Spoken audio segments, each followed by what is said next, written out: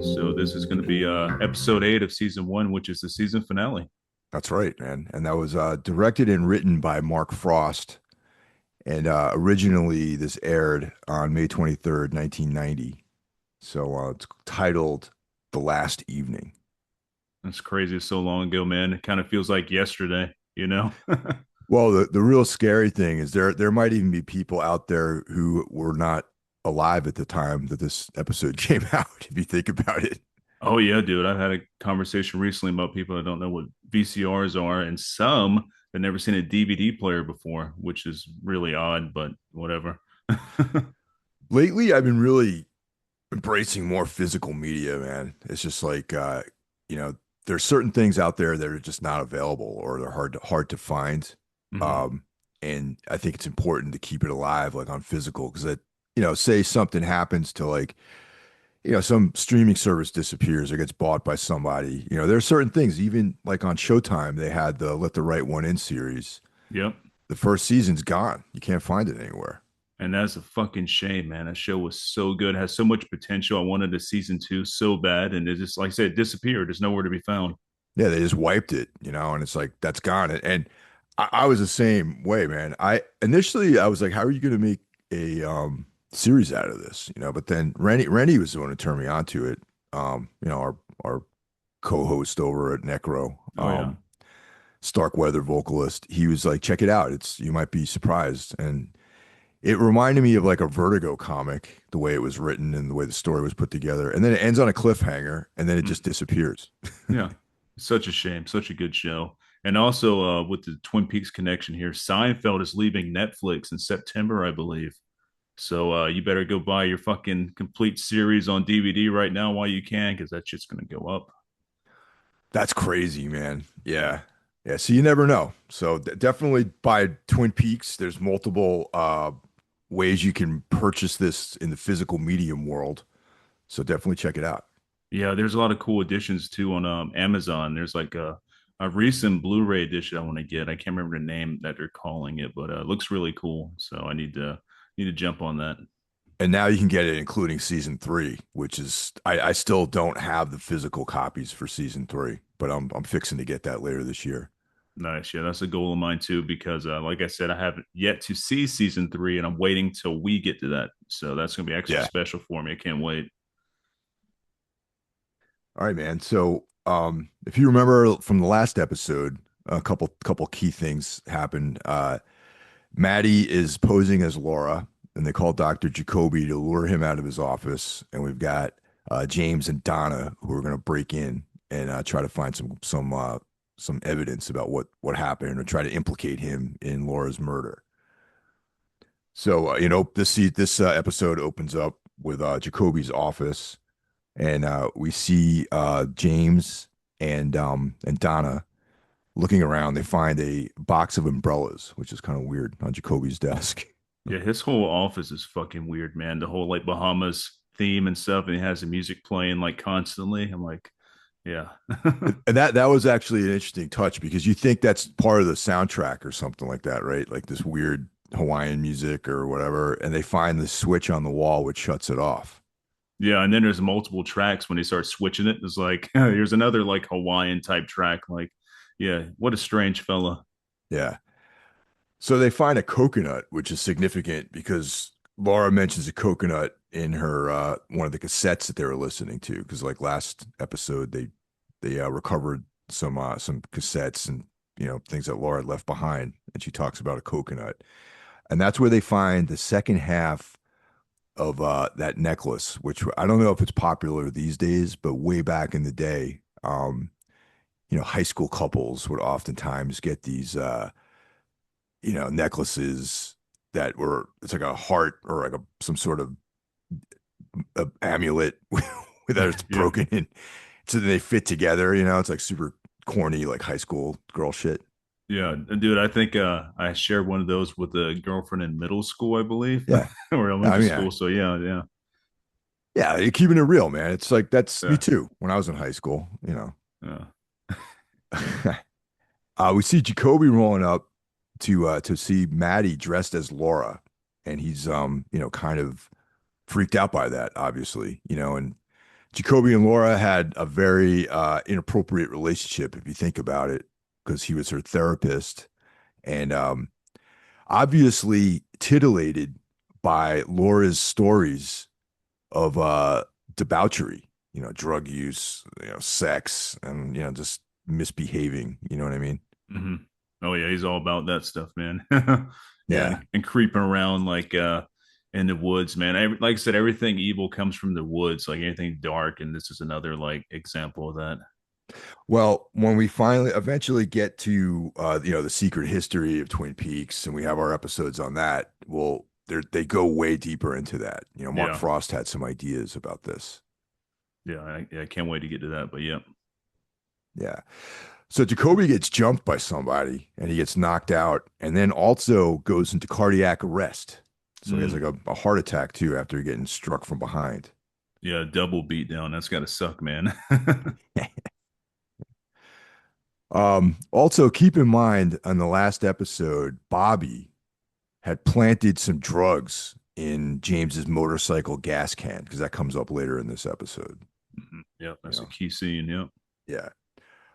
So James and Donna pick up Maddie and they take her away, and they didn't know, I guess, that there was a third sort of lurker out there. yeah, the man in black. And I don't want to give anything away, but people just have to keep watching. But pretty Yeah. good surprise there. But So now coming up are some of my favorite scenes in the entire series, actually. Um, we cut back to One Eye Jacks, and so Big Ed and Cooper last episode ventured up to One Eye Jacks in disguise. yeah, Cooper's was not much of a disguise, really. no, it's basically him kind of looking more James Bondish. You know what I mean? Yeah, he had glasses on. I think that was like the one thing that was like different about him. But Yeah, that's it. and I guess like at least in One Eye Jacks, it's Cooper's not a local necessarily, so he's not as doesn't have as high of a profile. So he might be able to get away with just putting a pair of glasses on to be in disguise. Yeah, But Big Ed's got that sick like mustache, and he's that whole Western like attire that he's wearing with the bowler tie and everything. yeah, it's so David Lynch. You know what I mean? It's like that. It definitely nails the feel of some Lynchian stuff. But yeah, and it's so out of place, but it works. Yeah, I know. It's funny that they're trying to be in disguise, but they're such sore thumbs, like they stick out like so obviously in that bar. Yeah, yeah, I love it. Those great scene. This whole like I said, this whole scene coming up is really good. Yeah. So Cooper is sitting at Jacques' table. So Jacques Renault, obviously, if you guys have been listening, is a key player in this little caper here. He's a dealer at One Eye Jacks, and that's in Canada, so they have different laws around gambling and all this sort of stuff. So Cooper's apparently counting cards because he beats the house. He comes Hmm. up with 21, and he's Jacques only has like a pair of kings or something like that. So he wins. And you know, uh he's talking about how he thinks he's counting cards and all that. So he's zeroing in on Jacques, and they get into this like discussion about Leo Johnson, and he's like, Leo who? Who's Leo? Totally denies knowing anything, which is obviously that's it. Hmm. Um, what's actually kind of funny too is like after he starts winning big, this one of the workers there rolls up and whispers something into Cooper's ear, thinking like, yeah, there's a high roller here. He's winning. He's got some disposable cash, so maybe there's some tip related work that could be done. Yeah, And and Cooper's like, he's like, oh, thanks for asking. yeah. Typical Cooper. You know what I mean? Like he's all about business first, maybe pleasure later, and that's a big Yeah. maybe. Oh, actually, I skipped the part where Cooper passes Leo a token with like a chip removed from it. Like one of the one of Jack's tokens. Mm, And that's what kind of leads up to the Leo Johnson interaction. Yeah, it's a token with the piece taken out of it, and we Yeah, find out what happens here in a bit about that. yeah. So we cut over to Blackie's office, and now Blackie is the madam at One Eye Jacks. She runs all the prostitutes and organizes all that sort of stuff. And tonight, coincidentally, is little Audrey Horne's first day at her new job. Yeah. I made a note about their interaction there. I thought it was kind of interesting. I don't know if you saw this as well, but it's kind of like an angel devil type thing going on here with Audrey kind of being like the angel, and of course Blackie is the devil, especially in this scene. There's like a I don't know, it reminds me of hell, like she's making a deal with the devil and stuff, and she's all Yeah, dressed in white too, yeah, so yeah. yeah. She's dressed in white, and her office has this. There's like a lot of reds. You know what I Mm-hmm. mean? So yeah, you're spot on with the hell comparison, And, definitely. and Blackie's chair is like fucking metal as hell. It's all like fucking dark black and like gnarled looking and shit. Yeah. Yeah, no, it's excellent, man. Yeah. Yeah. But then, in Blackie's office, she has, surveillance for the casino part of the opera, probably the whole operation, actually. So Audrey just happens to notice that there's a guy out there who looks exactly like Special Agent Dale Cooper. Mm-hmm. Yeah. So, she kind of notes that. And she also, Blackie tells her that the owner's coming by tonight, and he likes to spend some time with the girls. So Yeah. Yeah, he does. yeah. So Big Ed is out in the surveillance cam. I guess Cooper's in there solo now, and Big Ed's with the rest of the crew. They're just checking everything out, listening. Because Cooper's wearing a wire. They're collecting data on this interaction with Jacques.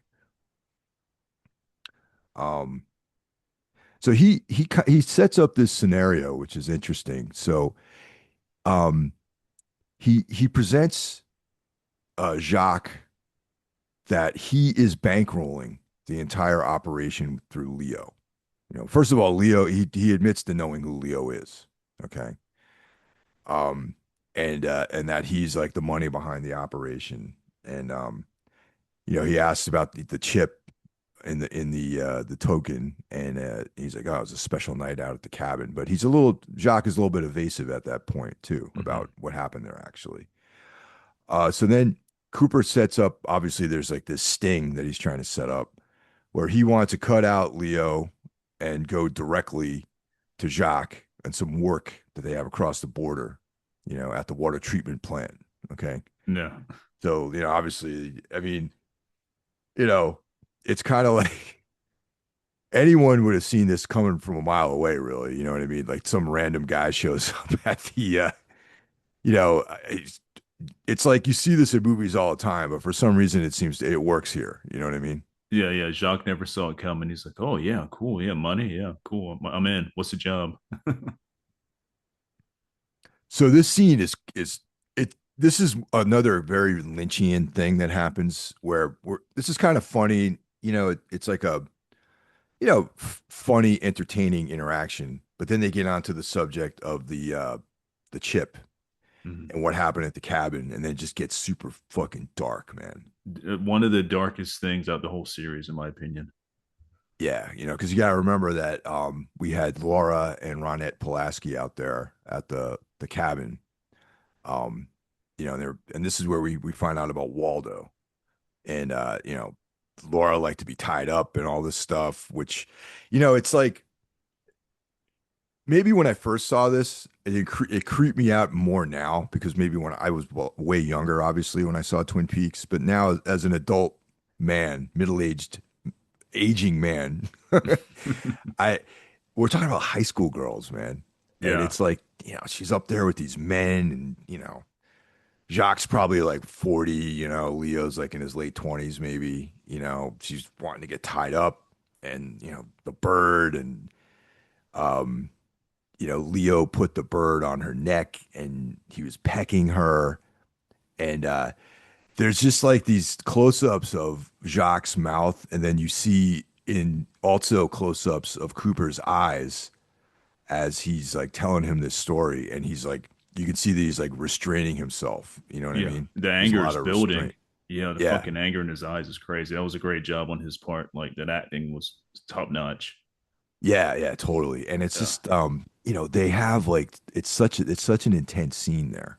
Yeah, bite the bullet, right? And let me make sure I get that right in my notes here because I quoted it or whatever.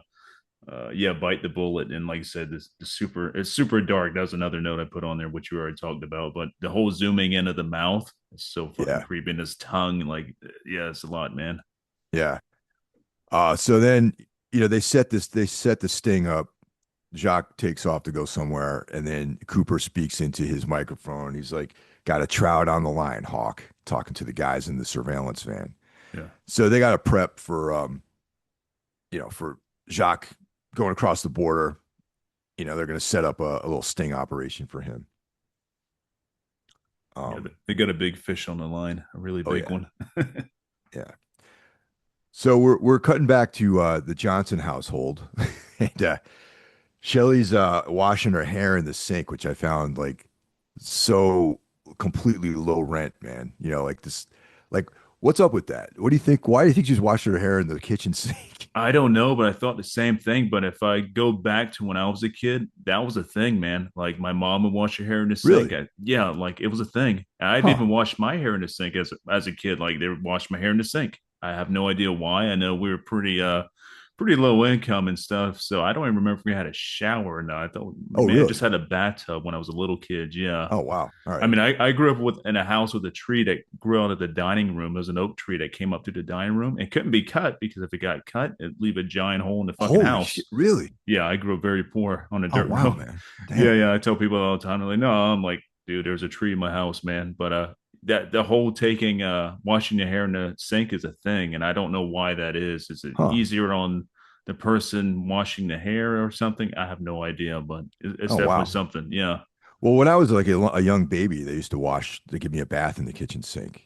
Yeah, that was a thing too. Yeah, Yeah, that they was. I cut. remember that as a baby. I have like some of my earliest memories are getting bathed in the kitchen sink at my grandmother's house. Yeah, that was a big thing growing up. But the whole hair in the sink thing, I don't know if it's still a thing now, but I know it was something back in the 90s. So this is set up for the confrontation between Leo and Shelly. And so she's washing her hair. She's reaching over for a towel, and there's a gun there too. By the way, just to note that the towel just gets pulled right out of the way, and it's Leo. He's home, you know. And so they have this big confrontation there. Yeah. Yeah. Um, we're cutting back to the water plant. So now we see um,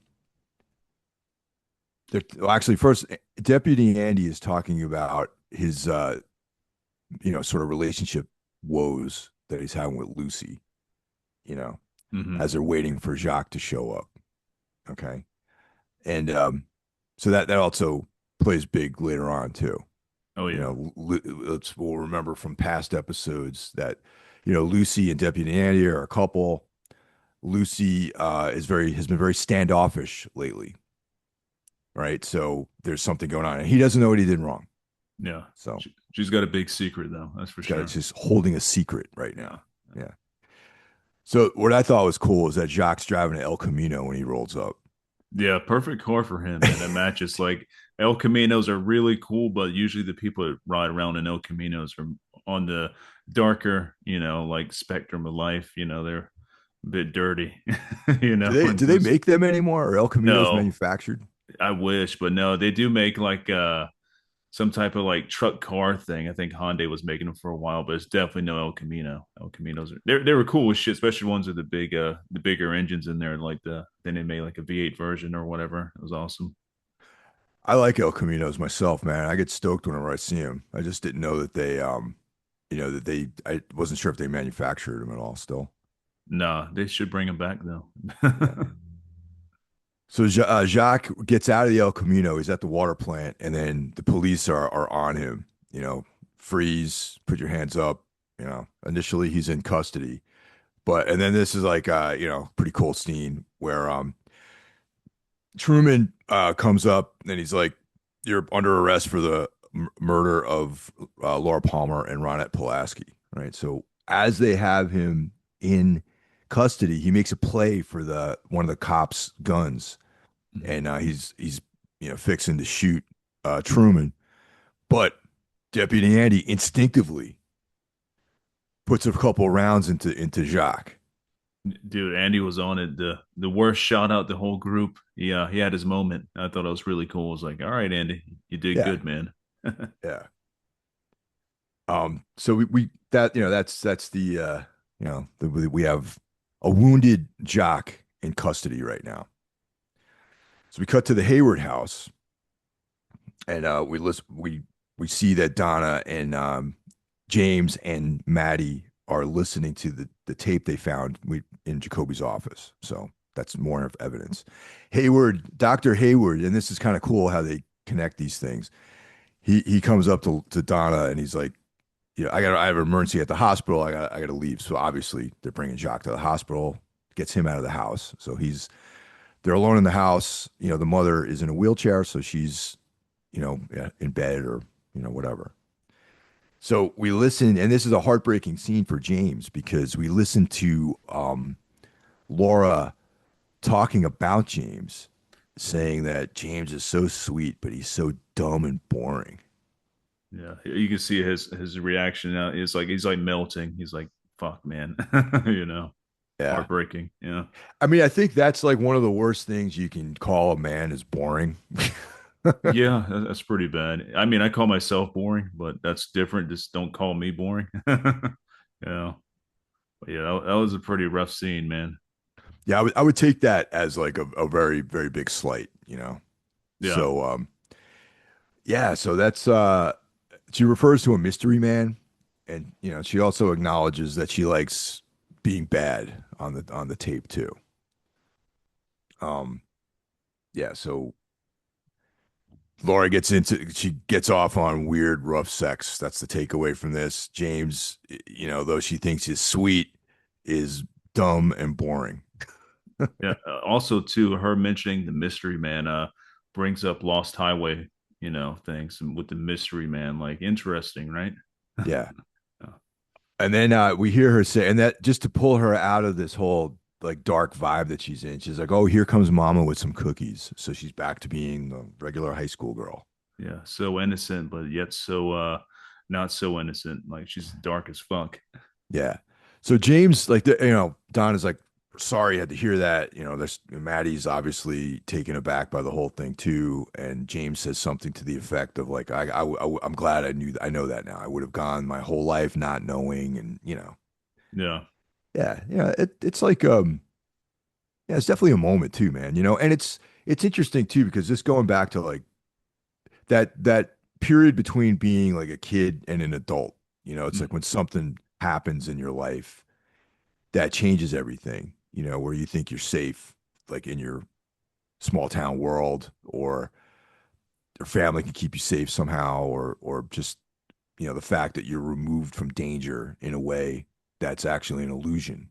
And this kind of is like this first season specifically with Twin Peaks is really speaks to that. Like all these characters were, going through life safe, going to high school. They have their little high school dramas and whatever. But now there's like a murder and there's like this true evil out there, true supernatural evil, yeah, manifested with murder, and they find all these secrets out about their friend that they just would see every day at high school. And it's like a powerful moment.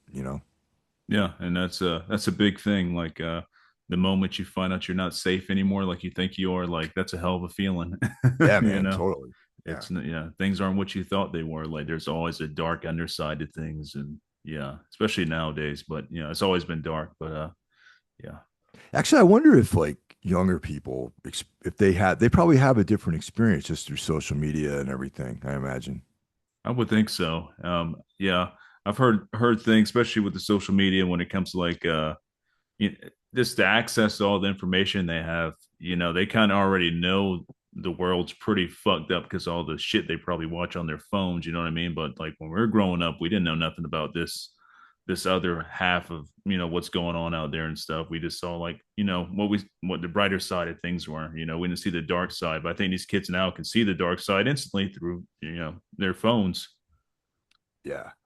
So they come to the conclusion that Jacoby did not murder Laura Palmer, you know, but he's definitely sketchy. Like there's Oh some yeah, connection with that, or even if he didn't directly murder her, he contributed to her descent, I think. You know what I mean? Yeah, and I think eventually murder would be on his mind if it wasn't already. He just he didn't get there first. There's Interesting. no way he wouldn't. I mean, that dude's off his rocker. Yeah. So we cut back to the mill, and now the mill we know is an important item in here because of Horn's involvement, and then Catherine and you know um,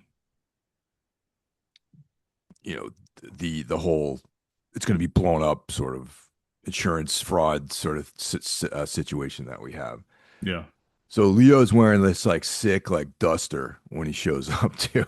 He's Yeah, got like I made a note of that. Yeah, the duster. he looks like he's like the keyboard player in like Fields of the Nephilim or something with that duster on. He does. I also made the comparison to him and Jeepers Creepers because he's got a big duster on. Mm. Like totally looks like he's got the same hairline and everything too. So Yeah. Yeah, he's like the fill-in bass player on like an Australian Fields of the Nephilim tour or something like that. yeah, it's 100%. Like if you see a dude in a duster, they usually mean business or you know what I mean. Like who wears dusters, man? I know it's a thing or it used to be a thing, but like yeah, it's an odd thing to see somebody in a duster nowadays. When back when this is going back a while, a friend of mine, his brother was trying to get into professional wrestling, Hmm. right? And I remember like, he was like a big scary dude, and I think we were at Castle Heights in Queens. I forgot what show we was at. And this dude shows up after he started doing his pro wrestling, gig. And he had like long permed hair and like a dangling earring and a Hmm. duster. Oh man, he meant And business. yeah, he fully, transitioned over, I guess. Oh man. So Leo's got Shelly, and he's got her all tied up and he's hangs her in the mill and he's got this totally like rigged up like bomb that he has, which is like an egg timer or like some Yeah, some like what the fucking hell is this, man? Oh, you got 1 hour. He didn't even set that for an hour. He like set it for 15 minutes. Like fucking Leo's an idiot, man. yeah. But the funniest thing is he's got these cans of gas and this like jury rigged like it's got like a battery and like an egg timer and like some wires and things. It's just Yeah, like so funny looking. something that he would make. Um he's like, "You broke my heart." It's like another exclamation. I'm like, well, maybe if you weren't beating her up all the time, and cheating on her and, sexually assaulting high school girls, like, this wouldn't have happened to you. You know what I mean? Right. Like, yeah, she's the bad guy. Okay, Leo. Yeah. Yeah. So now we haven't really heard from Hank and Josie too much in this episode until now. Mm, So, we cut over to Josie and she pays Hank his 90 grand she was holding for him. And, Josie is, Pete Martell's friend that he's, just got a crush on. Pete Martell is married to Catherine and, and she's having an affair with Ben Horn. All right. And Catherine owns the mill and, or Josie actually owns the mill technically because Andrew, her husband, who mysteriously murdered, or no, he mysteriously died in an accident, quote unquote. yeah. So she inherited the mill. So this whole thing is like trying to like, you know, burn the mill down, insurance fraud. We need some sketchy characters involved to do this thing. Enter Leo, you know, Mm. drug dealer, arsonist, The woman sketchiest of the beater. sketchy. Yeah. Yeah, What like trucker, like long haul duster? truck driver, Duster duster wearer. Yeah. wearer. Does he not have a single earring too, as well, like a dangly earring? I think I no, think he he does, right? does. Yeah. One dangling earring. Yeah. There you go. Right up as sketchy there. Yeah. So the $90,000 is something that Hank was, she was holding it for Hank while he was in jail. Hmm. But like now that he's out, he's like, I don't know, man, 90K. No light. It feels, I don't know if that's going to cover it really, And he goes into some jailhouse math about, like first this preamble starts with him talking about how he got into like Oriental philosophy. in Yeah. jail. Oriental. Yeah. Fucking yeah. And he pulled some like jailhouse logic on her and breaks down like, oh, this if it's like, I'm in eight, however long I'm in jail per day and this and the 90 grand doesn't seem like quite enough money for me, you know what I mean? So he's like setting up this trying to extort her because he obviously has information about her husband Andrew's demise, Mhm. that may or may not involve him directly. Yeah. And there's a I think this happens or now or it's about to happen, but I made a cool note here. I'm pretty sure you probably caught this too, but the moment Hank's standing in front of the deer that's mounted on the wall there, you can see Yeah. like it looks like he has horns and they do that whole Yes, like blood pact thing, like it's total like some demonic shit. You know what I mean? He's like the demon making a fucking pact with her, like, your ass is absolutely. mine. Yeah.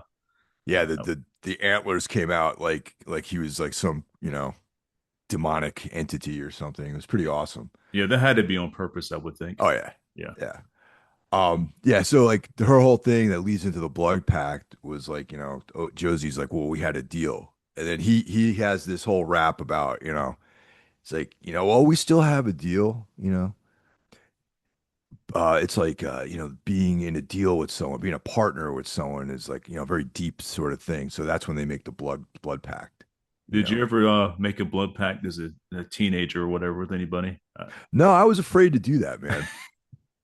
Yeah, What about you? You do I that? have my friend Evan. We did it. I don't think we're teenagers yet. We might have been like fucking 12 or something. But yeah, we did that with just a little cut on our thumbs or whatever. Watching way too many movies, man. But yeah, Yeah, I was afraid. I was afraid to do that. and I have shared blood with a friend back in the day. With we were using the same gloves for sparring. We're not sparring with each other. We're just doing some practice stuff or whatever. And knuckles are all bloody, so technically that's kind of a blood pack. Oh, well, yeah. I mean, I'm, definitely in those settings, I've, had blood on me and things like that, for Yeah, sure. yeah. Bloody noses and all that. I have done the thumb one though. Like I said, it was just with Evan, and that was a long time ago. And we're still friends now, so that's still cool. So maybe there's something to all this blood magic. Yeah, yeah, it might be Yeah. something to it. Yeah. So we cut back to the mill. The Catherine's back at she actually looking for the stolen ledger. And she thinks that Pete took it, but she's like, I didn't take it, and it's like she believes that think Josie has it, which she's right, actually. Josie does have it. And then Catherine does a little bit of manipulation of her own. Oh yeah. Like Pete's a sentimental, nice guy, and she's sort of tries to appeal to him, like, I know our marriage has been a train wreck and all this, but at one point, we were in love with each other, and Pete kind of buys into that too. Mm-hmm. You know what I mean? But then why they're hugging, we cut to her face a little bit, and there's this like her eyes are just like hard, and you can tell that she's not genuine about what the things that she said to Pete. No, and that's terrible. I said Pete is like the most like genuinely good-hearted person in the whole town. At least one of them, and she's kind of diabolical. Yeah, so she's trying to, enlist him to help her. She says, Pete, I need your help on this, and he's like, oh, I'll do whatever I can to help you, and it's like, just being led into it. Yeah. Yeah. Well, I got to have a sip of my strong black coffee here, real quick. I'm gonna take a quick break here. Yeah, that's a must when you're doing a Twin Peaks podcast. Even though I'm drinking water, but that's cool. I haven't Yeah. drank coffee in a couple of years. Maybe I get back to doing that again after all the Twin Peaks stuff is said and done. Coffee and water, they're like pretty much all I drink. Maybe I'll have like tea, with occasionally, but that's about it for me. I don't drink soda. I don't, none of that stuff. I don't even drink juices or anything. Yeah, I don't do none of that. I do sugar free Coke and stuff. I like that. That's like my one vice. But everything else is straight water and Yeah. every once in a while Monster Rehab. But yeah, Yeah. yeah, that's my vices.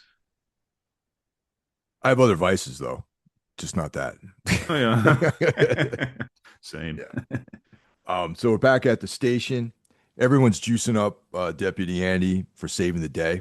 Rightly so.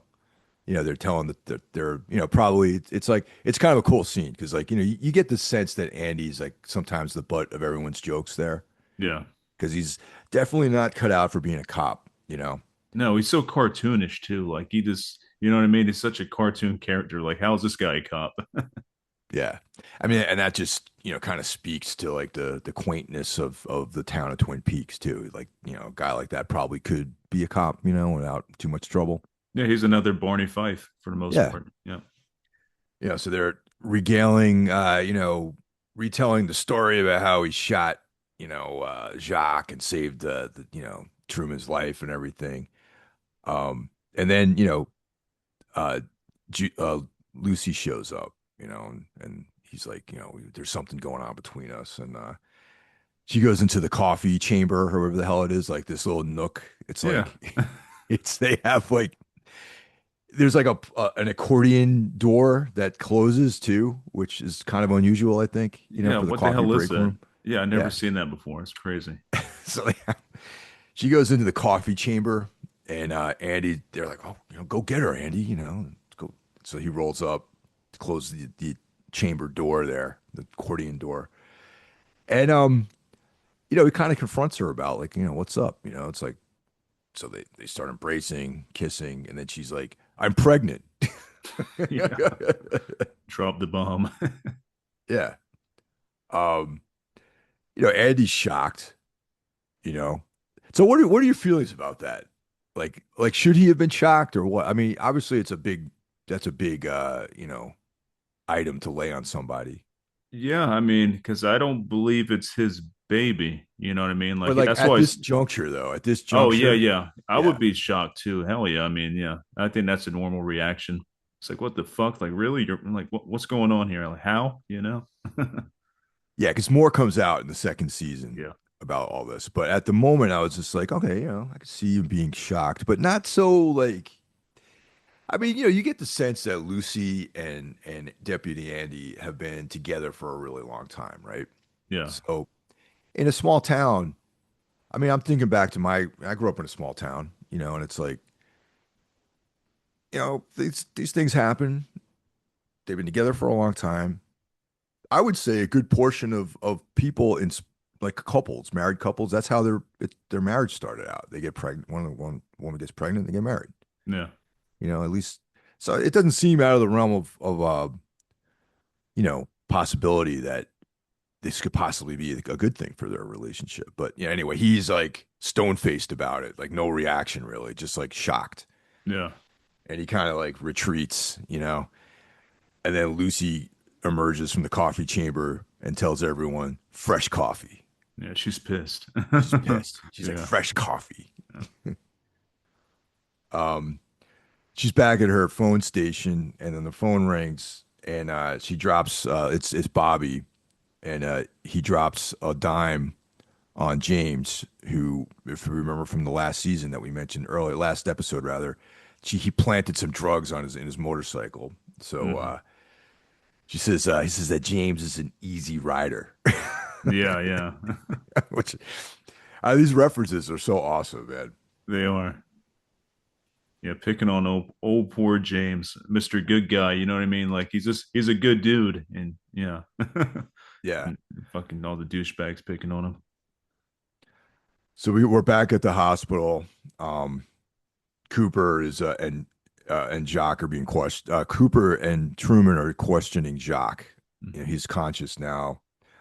Um, they talk about his implication with Leo, and because if you remember from one of the earlier episodes, Shelley finds a bloody shirt in the laundry, Mhm.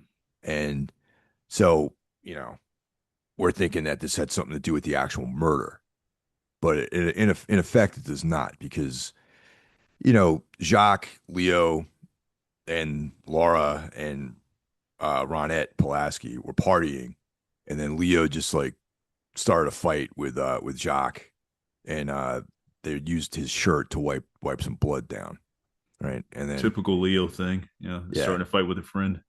yeah, and it's like this is not necessarily who I am, but like I've seen like I've observed scenarios with people who like drink a lot and party and are friends, quote unquote, and then just out of nowhere, a violent interaction will happen.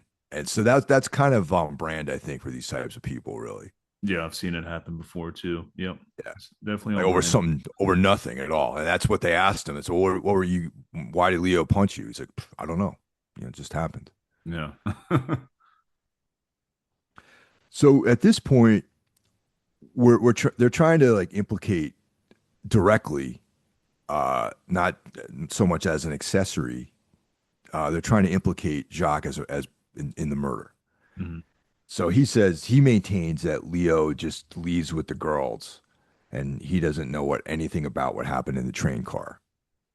All right, Mhm. so he's definitely an accessory to this murder.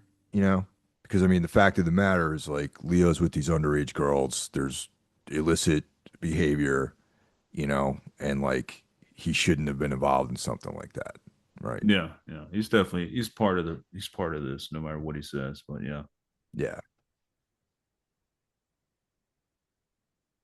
Um. Yeah. So he took the girls to the train car by himself, allegedly. You know. Uh. We cut over to Jacoby. We see that he's stable now. Like he's not. His heart attack, everything's under control. Um. He. Hey, Dr. Hayward is checking in on him, and Hayward tells Cooper that Jacoby claims to have gotten a call from Laura Palmer to meet him at Easter Park, and it was actually Maddie, right? Hmm. So, that he kind of hips him to this whole thing. Yeah. Um. So we cut back to Pete and Catherine. They're looking for the ledger. Pete finds his high school yearbook. And Pete's a sentimental guy, right? So he's like in that land of reminiscence, and this is when Catherine is like, "Oh, I should have never taken you out of the mill and brought you to the big house or whatever." This whole BS line that she shoots him. You Oh know, yeah. yeah. And this is when Catherine gets a phone call from Hank, and talking about the mill, and so she tells Hank, "Let's talk terms." About like maybe we can figure out some financial arrangement about this whole thing. Is this also right where they did the shot of the sawmill? Like you see the sawmill and like the smokestacks and everything? Yep. Yeah, I Yeah. made a note about that, man. How fucking evil that looks, and just like Yeah. very liminal too. Like all this liminal horror that's coming out now. Like this is the beginning of all this stuff. Like Oh yeah. huge liminal horror vibes of that. Yeah, which we could talk about after we wrap this up, but I'm really excited about some of that stuff. I have been for a while, but now it's really coming to the forefront. Yes. Yeah.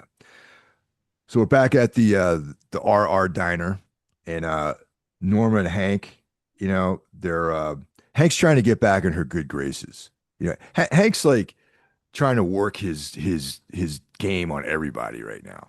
You know what I Yeah. mean? He's like trying to extort Josie. He's putting himself in the middle of all this illegal shit that's going on. And and also keep in mind, Norma and Hank are still married. You know, Mhm. they're separated, but they're still married. So he's trying to ingratiate himself, and back into her good graces, and he's talking about how he dreamed about her while he was in jail. And, at first I was like, man, is she gonna fall for this again? You know what I mean? Like this guy's like obviously a fraud, man.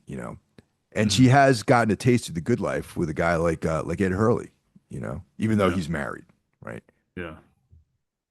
I completely skipped over the part where Ed walks in on Nadine trying to kill herself too, which Oh yeah, that was a pretty powerful scene. yeah. Pretty fucked up. So that happened actually earlier in the episode where we see Nadine setting out this whole scenario with a bunch of pills and water, and she's like, you know what, I don't want to live anymore. And then Hank walks in and finds her basically, and but she doesn't die. She's something else happens to her next Mm. season, but Yeah, yeah. she's still with us, okay? Yeah. But still in all though, it's like, Norma, Ed, Nadine, Hank, it's like a tangled web of just misery. And I imagine like, these I guess once again, having grown up in a small town, I got out right. I left right after I graduated, but checking in with some people that stuck around, these kinds of connections when there's such a small pool of people available Hmm. always seem to kind of come to the forefront. They always seem to develop these like webs of things like that. Yeah, and it makes sense being in a small town like that. There's not, you don't have many options, and Yeah. yeah, things will get tangled up. Yeah. So Hank moves in to kiss her, and they kiss, but it's hard to read Norma's face right now at this point. You don't know if she's like, you know, she in her mind, I imagine like she's like, well, they're Big Ed and her are cool right now. They're sort of stepping away because Hmm. Hank got out of jail basically. And Hank is still her husband technically. And so maybe Hank even says something to the effect. It's like, well, maybe the next 20 years are the good ones. Hmm. And so he's kind of planting these seeds in her mind about how, oh, all that bad stuff's behind me, and maybe the future is where it's at, even though the past kind of sucked. Yeah, but he's totally full of shit. He's just trying to get what's his, what he wants. It's very much a snake. That's why like the demon qualities come into play with this guy. Yeah, yeah, definitely. Um, yeah, so Cooper, we're back at the station again, and we got Truman. We got oh, just might have to cut this for a second here. Oh, Shelley. I'm getting the names mixed up in my head here. Um, yeah, so Truman is back at the station. Um, Shelley tells him that Leo called her, and James shows up. They talk to James about the drugs that they find, like in the gas tank. Now, do you think that they believe that James is you know like a drug dealer or using drugs or anything like that? I don't believe so. I mean, he is grilled pretty hard about it and stuff, but I don't think they truly believe he's that type of guy. I would hope they didn't anyways. They don't seem like they do, but they're just doing their regular police stuff. Yeah. Now, the next, what comes up now is like a really cool scene. Hmm. Um, and it's like, it just, so Leland Palmer arrives at the hospital, or no, the police station rather, Yeah. because he caught wind, maybe through the ether, that they found the killer. So he comes in, even though this is really cool because like he seems normal at first, but he doesn't seem exactly himself either. Oh no, it's definitely that was another note I made. That's not Leland. That's I believe that's Bob. Yeah, Yeah, yeah. because he's like, oh, I've heard you found the killer, and then they talk about how at that point they still think Jacques might have been the killer, I think, and Hmm. that's when they say he's at the hospital, right? And that's when this like whole this shadow goes over Ray Wise's face, and he's like hospital. Ray Wise, Leland, sorry, Ray Yeah. Wise, the actor, Leland Palmer. He Yeah, conveys emotions so well on his face. He's one of the best character actors ever, man. dude, Ray Wise should be like a movie star. You know what I mean? Yeah, he should be like De Niro level or any of those guys, Yeah, Pacino. man, Like he's up there with them. dude, he's such a subtle, like underrated actor, man. You know? Yeah, Yeah. he Anyway, he plays evil so well too. Like yeah, like yeah, yeah, props, man. yeah. Totally. And he's got that look too. You know? I don't know. Have you ever read? Have you ever read Daniel Close's comics, like Eight Ball and all that sort of stuff? I have not, no. A lot of Daniel Close's material is very David Lynch. It's like black and white comics, Hmm. and a lot of his characters have that same face that Leland Palmer has. Like it's Hmm. very like American, small town like creepiness like that. Yeah, he has a very distinctive face. That's for Yeah. If sure. you ever want to check out something, there's you can get a trade called like a velvet glove cast in iron. That's Cool like name. very, very cool. Very cool. Like very, very much an example of this kind of stuff. Okay, yeah, I definitely have to check that out. Yeah.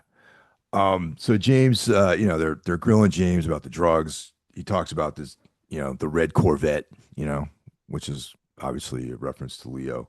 Hmm. Um, So we're back in at One Eye Jacks, and we see that Ben Horn is closing the deal. And this whole thing was about, his focus was closing this real estate deal with these Scandinavians for what is it called, Ghost Park or something like that. I believe so. It's a ghost something. Yeah, Ghost Park sounds right. Should have made a Yeah. note of that. Um, yeah. So they're closing the deal. He's you know, gonna like regale these guys with some prostitutes and drugs or maybe booze or whatever, invite them to do some gambling, that kind of thing. Hmm. Yeah. Um, phone rings. It's Hank, and he tells Ben that Leo Johnson is about to get a house call. Now Hmm. remember, Leo left um Shelly at the mill with that rigged up detonator and doused the place in gasoline. So he's not no longer at the mill. He's probably heading home at this point. Right. Yeah. Bobby is at the wrong place at the wrong time. Yeah, he is. Yeah. So he shows up and Leo's there and he gets the boots thrown to him by Leo. He's like, Shelly's not there. Obviously, he's looking for Shelly. She's tied up at the mill. Um, so he's getting the boots thrown to him by Leo. But then Leo, you hear he gets shot through the window. And we have to believe that's obviously either Hank or someone working for Hank pulling the trigger on him. Yeah, that whole scene with Leo and the axe and all too, like it gave me like 80s slasher vibes, like Yeah. like Jason Voorhees type stuff from like the earlier films. Like I can't remember which one in particular, but the whole scene seemed like yeah, like a Jason film. I think it might have been like the third one or whatever when he actually used axes and stuff like that. So it had that total slasher feel to it. Yeah, Leo's kind of stalking Bobby through the house and smashing things and menacing him with an axe, and all this stuff. And he's about to deliver the fatal blow, then he gets shot. And did you notice too when he got shot? I think he got shot in the shoulder. And Yeah. also on the video they're watching there, that soap opera, the dude in that one got shot in the shoulder as well. It's like art imitating life or something, you know? Yeah, I was gonna bring that up actually. So Uh, Leo, they leave him, he's on the couch bleeding out, he's bleeding, right? And Invitation to Love, the soap opera, is yeah, playing on the TV. Yeah. When, dude, that's funny that let's think about that for a second. When the hell is that show on? This is right. like nighttime when and remember this is time youngsters out there TV back in the 90s in the 80s for most of the entire 20th century you had to watch a show when it was on. Yeah. You know what I mean? So is there like some channel that has like a 24-hour rotation of Invitation to Love playing? Like that's What if the invitation of love that's always playing is part of like the darkness that's in the forest? You know, it's like as part of that, and it's some kind of like supernatural thing as well. Because what happens on there happens in Twin Peaks. What that's if it's excellent idea, man. yeah, I love yeah, that. yeah. It's almost like in that creepy pasta where there's like that the hidden TV show. Yeah, I was about to say the same thing. Candle Cove, man. Yeah. Yeah, yeah. God damn, that's such a good fucking series. Channel Zero. If anybody's never seen that, watch it on Shudder. It's so fucking good. Is it still on Shutter? Because I think they moved it to Netflix. No. Did they? I don't know. I haven't checked in a while, but I know last place I watched it was on Shudder. But yeah, it's such an underrated show. I think they did what 4 seasons, but Yeah. yeah, Yeah. god damn, it's good stuff. I watched it on Netflix. I mean, I'm sorry, on Shutter.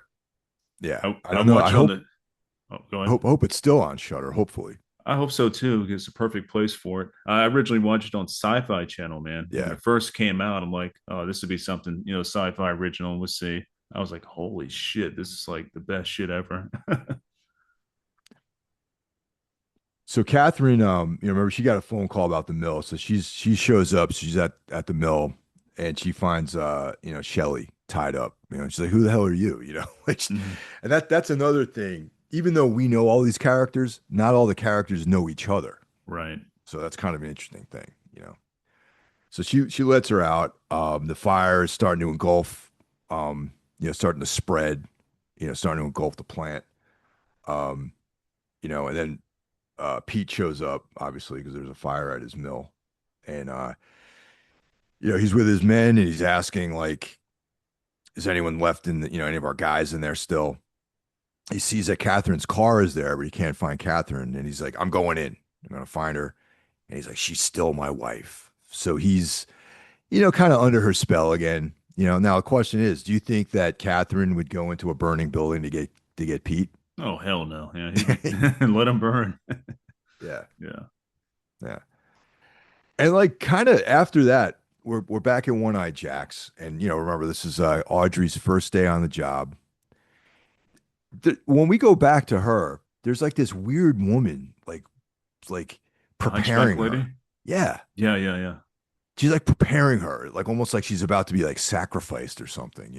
Another reference to like the whole hell thing, man. Like there's Yeah. definitely something weird about One Eye Jacks. There's yeah, that the darkness lives in One Eye Jacks, and yeah, it's just so random. Like that lady, the way she looked and stuff, the hunchback, and like, what the fuck is this? Just randomly. And then you don't see her again. No, she kind of just like scurries off in a weird way. Like what the hell is going on here? And you know something? I didn't really, all these years, I never really remembered seeing the hunchback woman until this last viewing. hmm Yeah. So it's like, what's up with her? and it happens so fast. It's real brief. It's almost like another thing that David Lynch did with the what was it in Mulholland Drive when the scene when they walk outside the restaurant and the homeless person's there. It's there for like an instant, and when they're talking about nightmares and stuff, and it's gone. This is kind of like a one of those type scenes. That's pretty much what I thought about too, was Mulholland Drive. Mm. With the Yeah. great Bonnie Aarons playing that part, she's so awesome. Also known Guest as the guest Nun. Yeah. former guest on your show, man. Yes. Yeah. I would like to have her on again because she's really cool. But yeah. Hell yeah. Yeah. So we go back to the Great Northern and we see Cooper wrapping it up for the day. He's going back to his room. He's making his daily report, and there's a note under his door. Now, who was that note from? Did Oh, you that's from yeah. Audrey, I believe. Okay, Yes. yeah, yeah. Yeah. That's what I thought too. The phone rings when he gets into his room, and it's Deputy Andy telling him that Leo Johnson has been shot. Room service shows up, but it's not room service. No. He opens the door and he takes some fire, and that's the end, dude. There's a couple things that we missed there. The part in the hospital where Renault gets suffocated with the pillow. Oh, right. Yeah. How did I Yeah. skip that part? Yeah. Yeah. I thought that was an interesting part. And the whole suffocating with the pillow thing was huge in the 80s and the 90s. Like, that's the way to kill somebody. You want no evidence, you suffocate them with the pillow. You don't really see that no more in the newer films. No, no, they don't. Yeah. Yeah. So Leland Palmer kills Jacques, obviously, because, or I should say, Bobby killed Jacques through Leland Palmer. Bob rather, Killer Bob, not Bobby, the punk. Yeah. Definitely not him. Yeah. The killer Bob kills Jacques through Leland Palmer. Mhm. Yeah. How did I forget that part? Yeah. And sorry, I made a note of that just because of the whole pillow death thing. I'm like, man, you don't see pillow death anymore, and that's a horrible way to die. Like, it takes a lot of force and stuff to actually smother somebody with a pillow. I've had some, as a kid growing up, fighting with your cousins or whatever and stuff. You have pillow fights, and sometimes you get a little brutal, but it takes a lot of force to try to suffocate somebody with it. Yeah, dude, getting suffocated is probably not a good way to get killed, man. And also to another part, when Audrey met her dad at One Eye Jacks. Remember that was one of the last scenes too. Super creepy. It's like, yeah. Yeah. A lot went on with this episode. It's one of the best episodes of this whole series, in my opinion. Ends on a cliffhanger, we don't know what happens. Is Cooper dead? What happens to Audrey? What happens to Leo? What happens at the mill? hmm A lot of open ends at the end of the first season.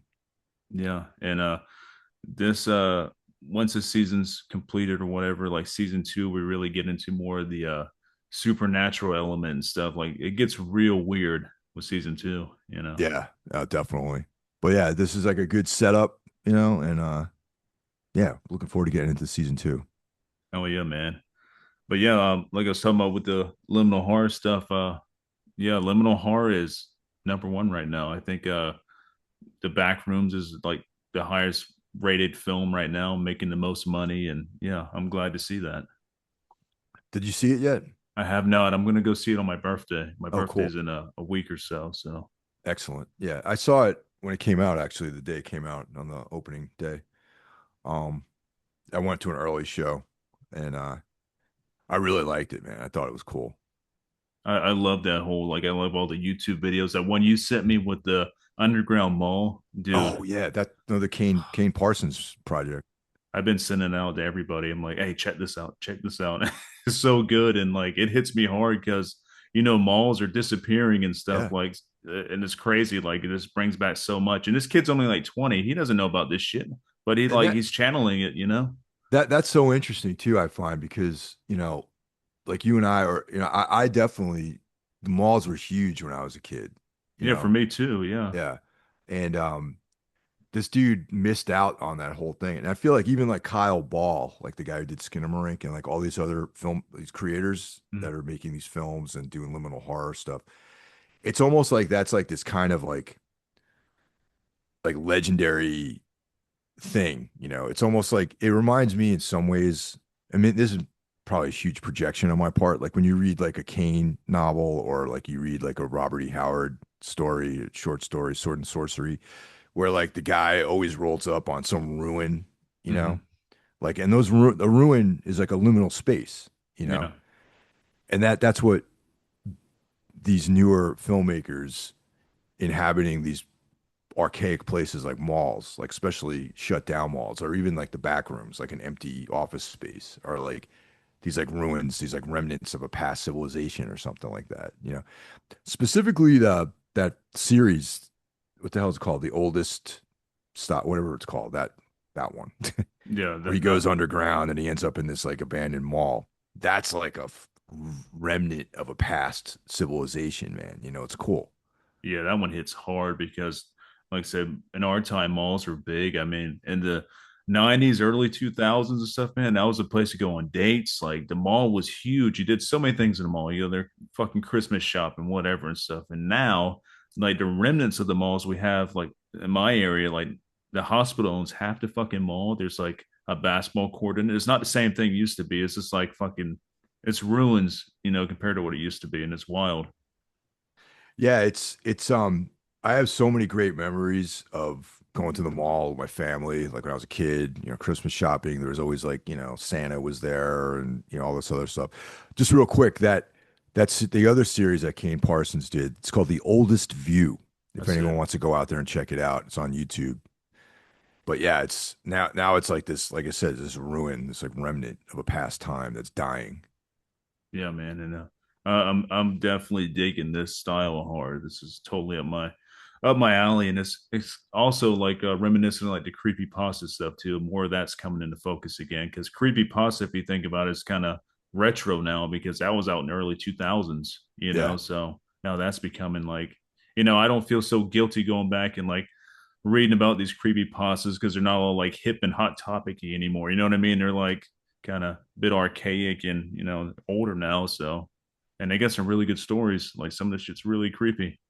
Oh yeah, man. I'm definitely a fan of all that stuff. Even when it was like cool to be into it, I still thought it was good. It was a Yeah, quality stories. They're all like a page long or something like that. It's cool. yeah, and I love the like point of view. They usually use like a first person point of view. I love that, and yeah. And like I was saying earlier with Channel Zero, that's a prime example of creepy pasta done right, like video format. Yeah. Yeah, Oh, that's that was good awesome. stuff. But yeah, a lot of good stuff coming out this year, man. So it's gonna be a good year.